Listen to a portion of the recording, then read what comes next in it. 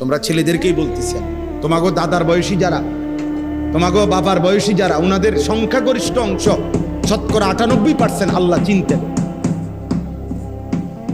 এই যে ওনাদের আমল, চাচাদের আমল, এই যে ওনাদের আমল, জিজ্ঞাসা করে দেখেন, খবর নেন। আমি কালকে রাত্রে একজন মুরব্বীর সাথে খানা খাইছি, গত রাত্রে রাজবাড়ী জেলা আমার মাহফিল ছিল।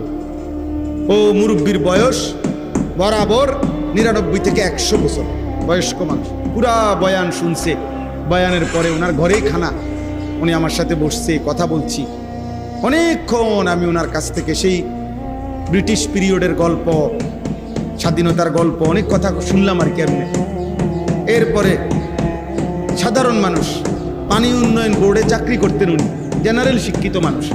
তা আমি বললাম, আপনি বয়স্ক মানুষ, আমারে আপনি একটু ফু দিয়া দেন, মুরব্বী মানুষ আপনি, আমার বাবার বয়সী, দাদার বয়সী।